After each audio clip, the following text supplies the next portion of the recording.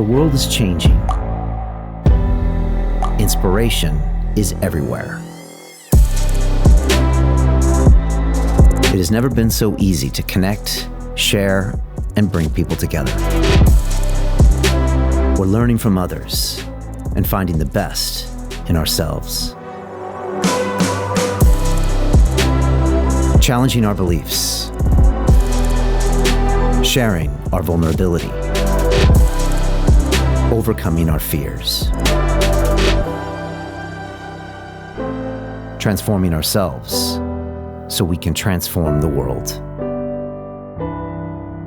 How far can we go? This is London Real. I am Brian Rose. My guest today is...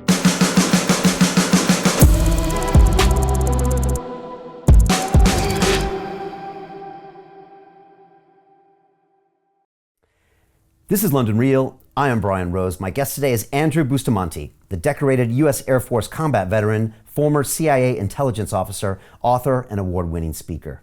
In 2007, you became the youngest U.S. Air Force officer in history to command 200 nuclear intercontinental ballistic missiles from an underground bunker with the highest military security clearance possible. You then spent the next 7 years working as a covert operative for the CIA, assuming numerous identities and working undercover to foil terrorist plots and steal foreign secrets.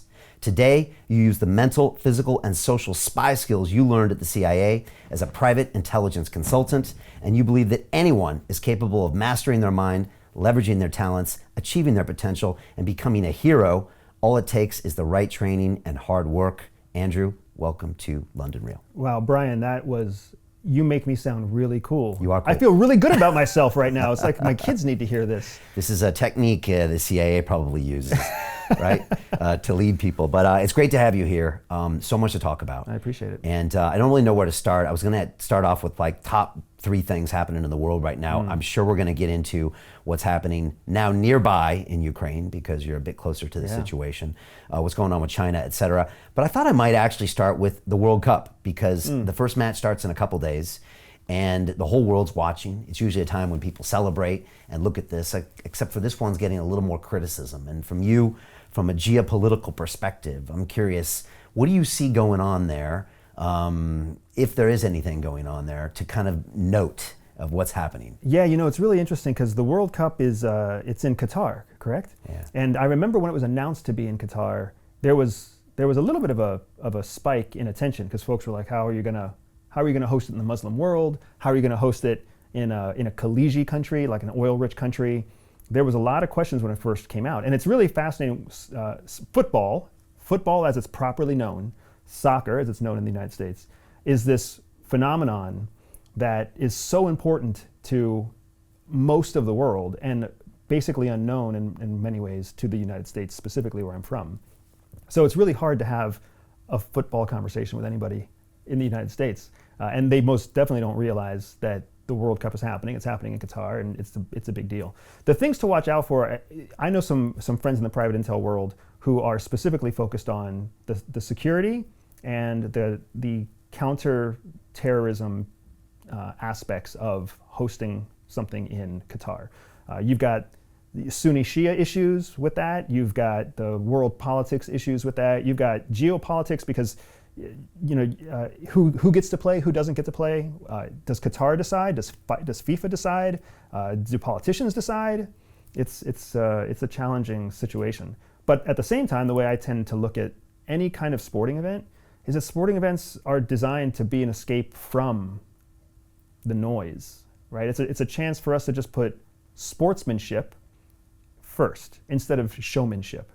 And we should celebrate the athletes. The athletes, they're not the ones causing conflict. The athletes are out there busting their asses, man, working hard to master complicated techniques, work as a team, represent their country on a world stage. And my hope is that we'll have an excellent World Cup. The infrastructure looks spectacular because Qatar has gone to great lengths to make it happen. So I'm hoping for positive things. Yeah, it should be interesting to watch. I know it's been quite controversial, and people are saying, did they win it properly? And then all the human rights things are under the microscope, and there's a lot of people talking. But I got a funny feeling once the soccer gets going or the football gets going, people will check it. But yeah, it is a great distraction for the world. But also there's a lot of political things going on, as there are with Olympics, right? You want to win because it can take a lot of heat off your country or bring you a lot of prestige, as the Olympics can help. I mentioned Ukraine. You're closer to it now here. And I'm wondering, what are your views on what's happening with Ukraine and Russia? You see things from a completely different picture than most people see things, because you know a lot more what's going on inside, longer term visions, things from a geopolitical standpoint. What do you see when you see what's going on in Ukraine? And what do you think that most people don't see when they read the headlines and hear all of the scenarios? The latest thing was World War III was trending on Twitter a couple days ago. And I'm in chats with crypto people, and they're talking about the nuclear fallout and where it's going to go around the world. It's going to India, and people are planning for this. What do you make of it?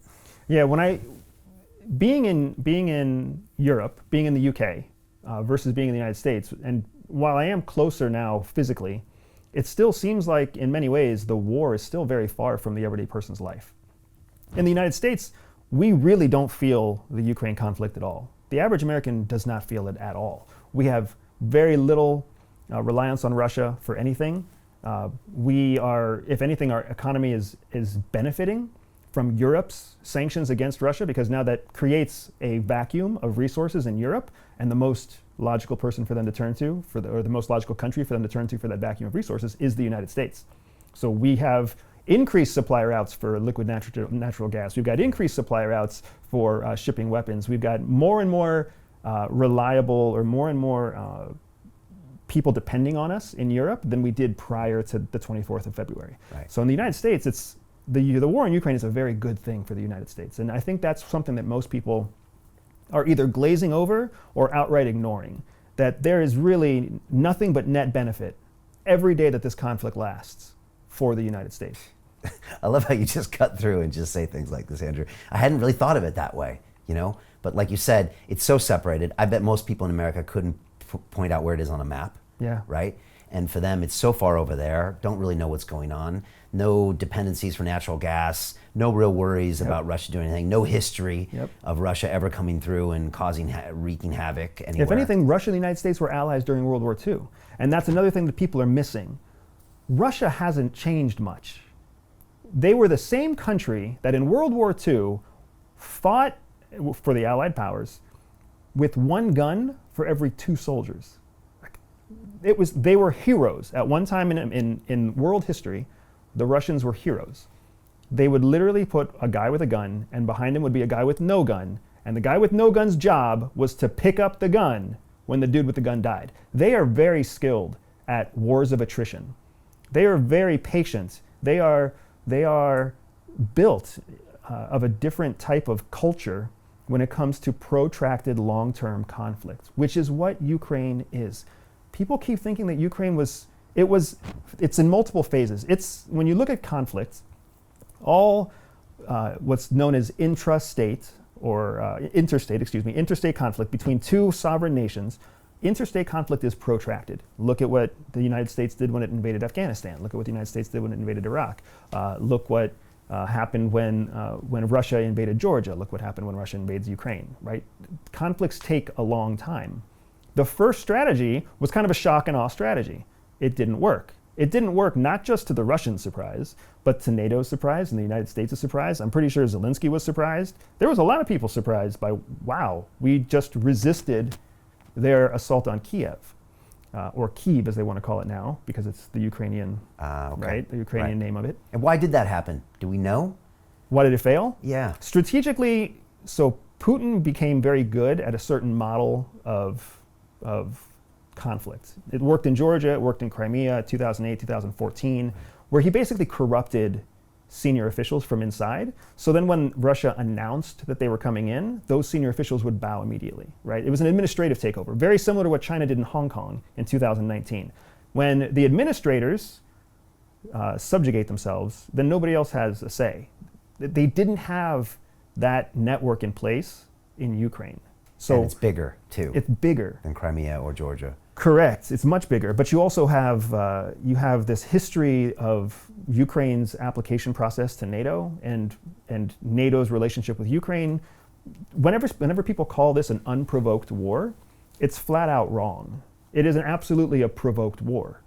Ukraine has been applying to NATO. NATO's been dancing with Ukraine about joining. Russia's been very clear since 2011 that would be seen as a threat. Russia's been very clear for a long time that NATO expansion to the east is a non-starter for them, and they see it as an existential threat. Right.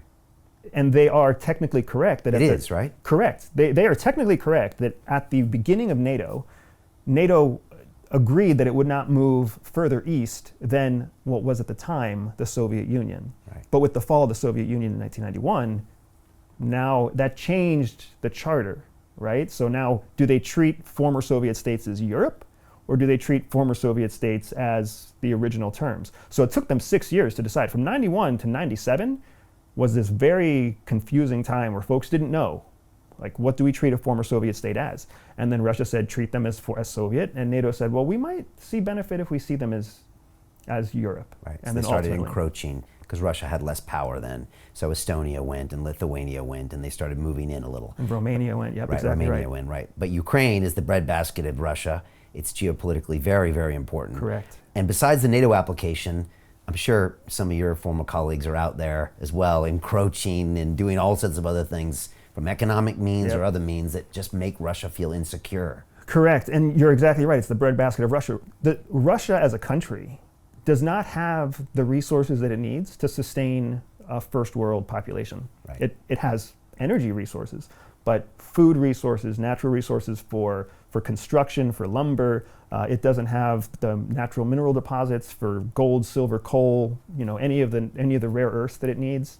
Those largely exist in former Soviet states. The reason the Soviet Union was functional for so long was because the industrial center was Russia, and it went to these Soviet satellite states for natural resources. So then the satellite states didn't have to develop an industrial base.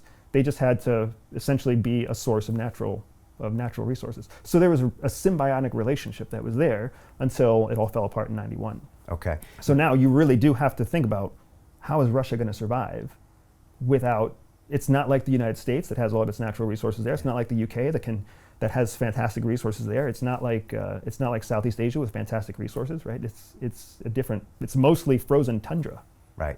And the aggression was happening with Russia because Ukraine was slowly being moved away from that and moved to the West. Whether it was NATO approved or not, it was moving that way. Correct. And that was the low-level aggression for the past 10 years. Correct. And there's a trigger point there, right? And especially a trigger point when you think that as one former Soviet satellite state gains distance from Russia, other ones start to follow. So you've got Azerbaijan, and you've got Armenia, and you've got Estonia, and you've got these other countries that are watching what's happening and deciding, what do we do with that? Do we move further away? Do we double down on our reliance with Russia? What is it? How does it compromise us? What do we stand to benefit? And that's not a narrative that Russia really feels comfortable with for a long period of time. Now, Finland just joined NATO? So It's a bit of a shock. Well, this is also what's interesting, is that when you look at Finland and Norway, technically what they did is they submitted a rapid application, but it takes years to be approved. So it was very symbolic by virtue of the fact that they signed, that they applied, but it's been misreported, misunderstood. They're not part of NATO. They've just requested the review for NATO to accept them. And they've got a massive problem because Turkey has made it very clear that they don't have any intentions of accepting either application. And Turkey's kind of the thorn in NATO, just like Russia and China are the thorn in the UN. So Turkey becomes a very difficult win for the rest of Europe when it comes to getting NATO to agree on policy. And Turkey's got a strong relationship with Russia.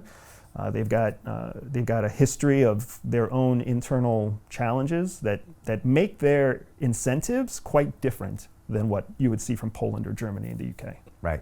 This concept of geopolitics. Can you explain to people what geopolitics means? Yes. It's important. It's Yes. not really taught in schools, I don't think.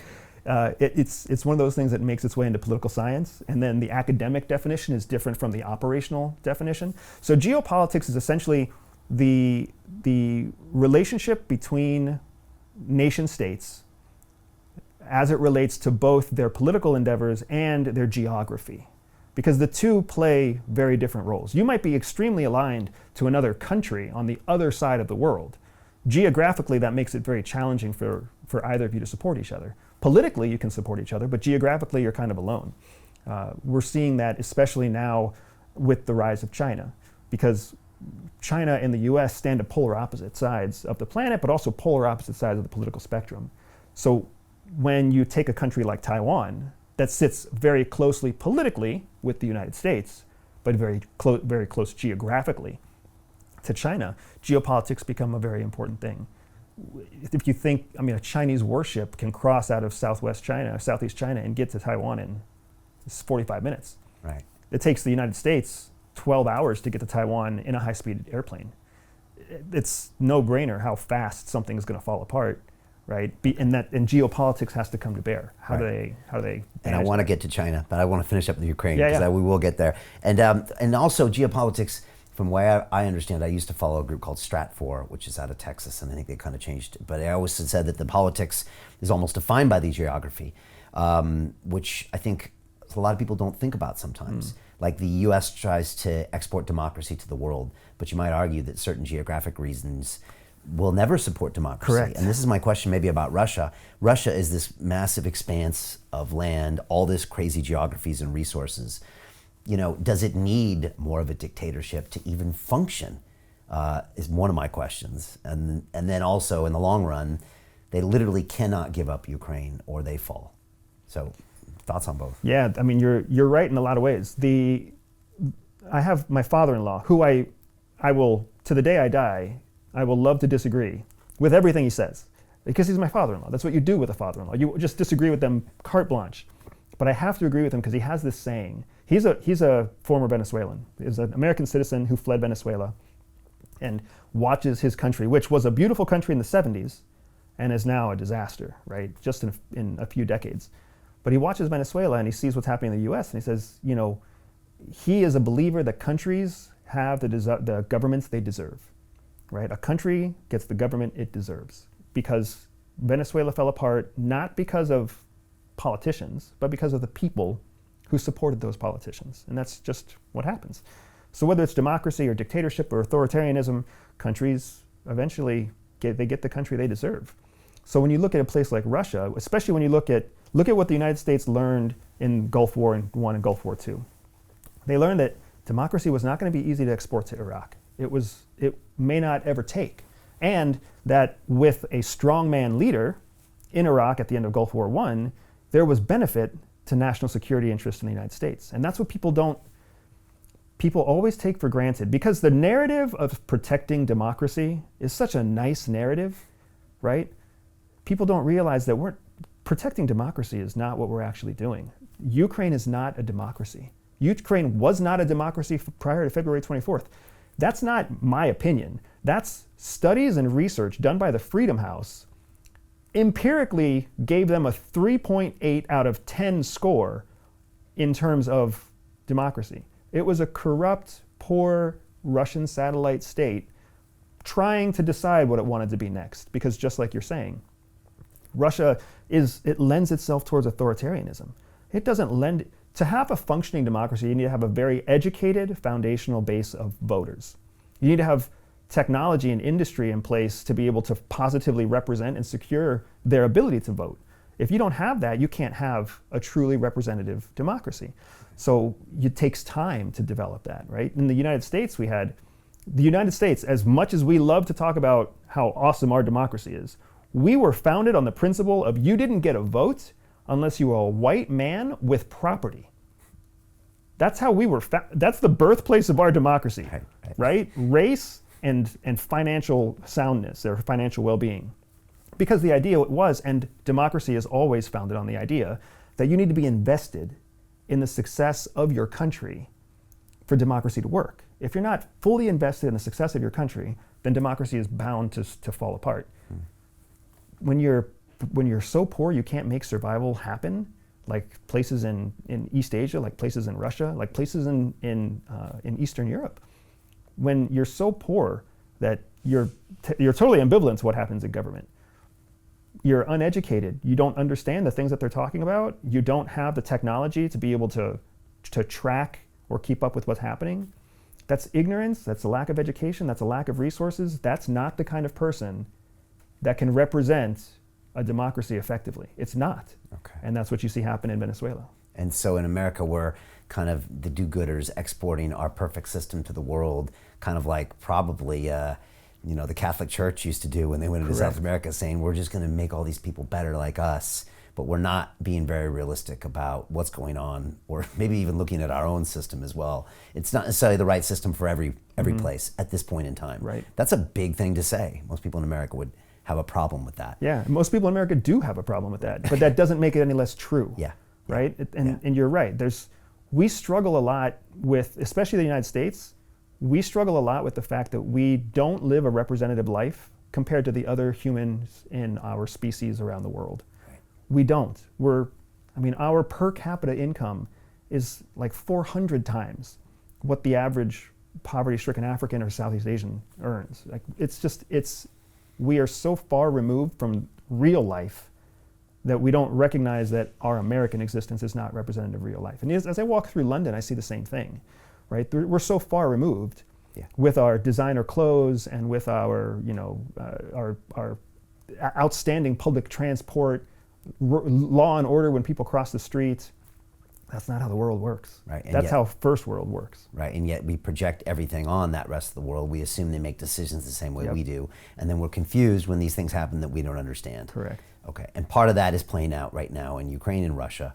And so just to get back to it, with the Russian people, long protracted war, I had Bill Browder in that seat a couple weeks ago, who has had a long battle with, I guess, Putin. He had the Magnitsky Act that he put in place to sanction anybody to go in for their money if they were involved in, I guess, human rights violations. And he says that, well, Putin can't stop this war because if he does, he'll die. I mean, quite literally. Also in Russia, you don't see a lot of retired presidents. You see a few, but you're kind of in for life, because when you're not president, you're probably not going to survive very long. So again, do these all play into the decisions being made here? Absolutely. So one of the things that the Western world learned from the global war on terror, which, let's not forget that for 20 years we fought a war on terror and didn't win. This happened at 9/11, it started. Correct. And 9/11 it started in 2021. It kind of ended with that, or I guess even in 2022, we still had a disastrous withdrawal from Afghanistan. Right. Right. And when you were in the CIA, I'm guessing most of your work there was correct based on the war on terror. Correct. Okay. What we learned from the war on terror is that the leader is the one that everybody focuses on, but is often the one that is the least scary. Because that person came to be the leader, not because they were extremely idealistic or ideologically driven, or because they were the most vicious, but because they were a unifying force in a panel of people that were much more diverse. Which means that behind Putin, there are many, much more scarier, hawkish, violent, wealthy Russians. So if we see a change in power, if that actually happens, why in the hell does the world think it's going to be better? Logically, based on what we've seen in the war on terror, if we take out Putin, or if political pressure takes out Putin, it's going to take someone more ruthless and stronger than Putin to calm the people after that. That's not going to be a good thing for the West. That's not going to be a good thing for Ukraine. That's not going to be a good thing for any country other than Russia. And especially when we think through the eyes of a Russian. The Russians, they don't think that this is like a political fight over Ukraine. They think this is the West trying to eradicate Russia. And when you think about it, they have grounds to think that way. That is absolutely, this has gone from being a neo-Nazi narrative to 100% anybody can see. This is a Western war waged against Russia through Ukraine. And has that narrative changed? It started as neo-Nazis in Russia, and is it now the West? And you know who changed it was Putin. Putin, right. Putin changed it, and his own propagandists changed it. Like the West has played into... Is that by design? No.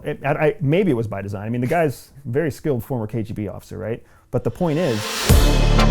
To continue watching the rest of the episode for free, visit our website londonreal.tv or click the link in the description below.